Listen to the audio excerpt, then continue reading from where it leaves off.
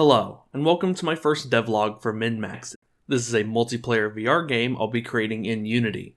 I've been working on the game for about a month and have made some great progress on the first prototype, but let's set the stage for what this game's going to be. Min-Max is a team-based VR shooter that focuses on a unique spin on the Payload game mode, alongside a dynamic buff and nerf system that changes your playstyle throughout the round and breaks stalemates. First, let's go over the Payload mechanics. The attacking team has a plug at their spawn. Any player can create an extension of this plug to run throughout the map. Extensions don't go very far and must be replenished to add more. At any extension point a player has made, you can continue the extension or split off into another branch. Whoever is the first extension to reach the enemy team can plug it into their outlet, short-circuiting it and winning the game. This makes it a dynamic payload that has as many or as few routes as the map decides. Defending players, however, can disable a branch temporarily, cutting off the entire line and all its splits. The more extensions that branch had, the longer it will take for the attacking team to get back online. This makes diverting the branch to key areas an important choice. If a choke point in the map has an extension out in the open for sabotage, it may be safer to make a diversion earlier on in the branch and take a different route, at the cost of more time spent placing. Once the attackers have crossed the threshold though, the wire can't be sabotaged. This means an enemy can't just sneak all the way back to spawn and disable the entire thing, though they can still do this to a pretty damaging extent based on what will be balanced. Another critical part of this is building. Certain classes will be able to swap their primary for a supportive building they can plug in. Plugging in a building, however, requires using up an extension, which means not putting one towards reaching the goal. Buildings could range from defensive barriers, sentries, ammo and power-up dispensers, etc. This means, though, that sabotaging extensions can critically disable a team's support, as this turns off all the buildings connected to that branch. This again adds the choice of people sacrificing progression for safety by branching their extensions wisely. This also works for the payload race concept. These maps could have more branching paths, allowing buildings and defenses to move around a flank and gain area control over previous sections. Next, let's talk about the namesake of this game. Min-Max chips are computer chips given on killing an enemy. Each chip provides a randomly selected buff and nerf to the player and their weapons. This could be something like +5 damage, -5 speed, or fire rate increased, spread angle increase.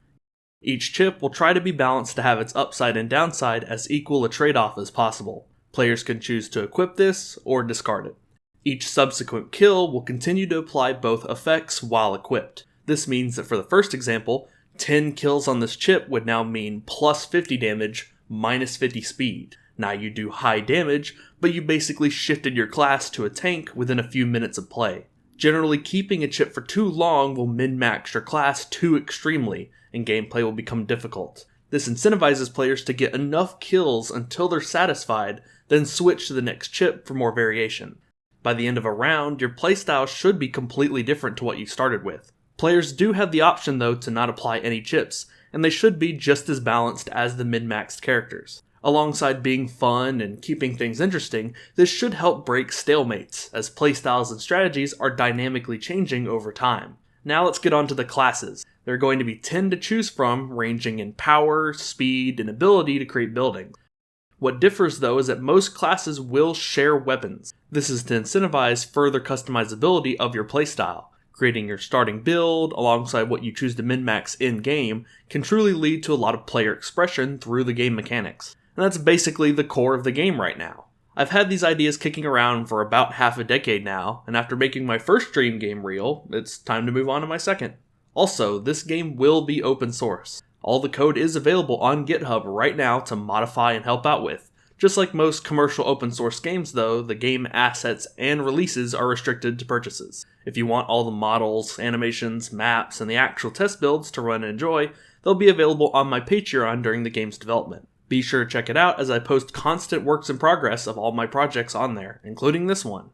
So what did I get done this month? Mainly, I've worked to just get a super small vertical slice done, but I haven't reached multiplayer support just yet. First, I mainly got done the first iteration of one of the classes. I'm going for a 70s, 80s office environment with brutalist architecture, lots of tall computers, and a cast centered around jobs you'd find there. I'll explain the story maybe in another devlog once I've got it more defined. and the one I got done first was the programmer. I don't think in my 7 years of modeling I've made a full stylized human before.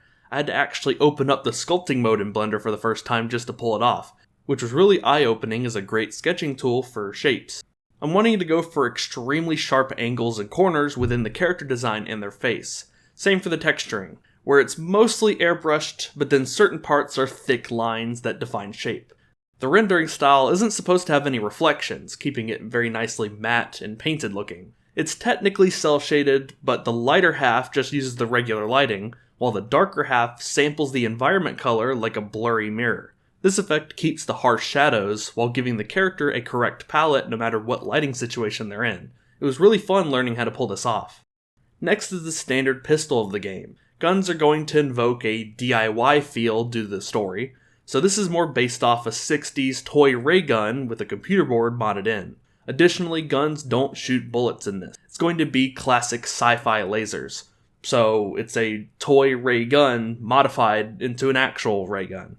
Now let's move on to the demo. One of the first things I had to absolutely try was making a unique aiming system. PC games are designed around pointing at the center of your screen at an enemy and firing. If you don't touch the mouse, your aim stays perfectly still. In a VR game, the shakiness of your hand completely determines how steady you can aim for faraway shots. It's also just weird transitioning to VR where the angle of your shot is offset by your hand, which doesn't make a one-to-one translation. A pillar of Min-Max's design is accessibility rather than physical accuracy. So I decided to try something different. And I'm not sure if other games have tried this before, maybe they have and I don't know.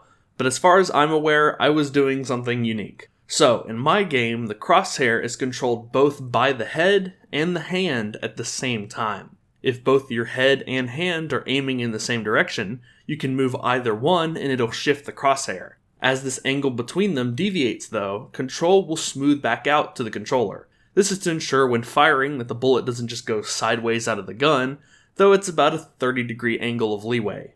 This in effect does 3 things. 1. It still lets you make big sweeping motions with your arm to shoot enemies coming to your sides. 2.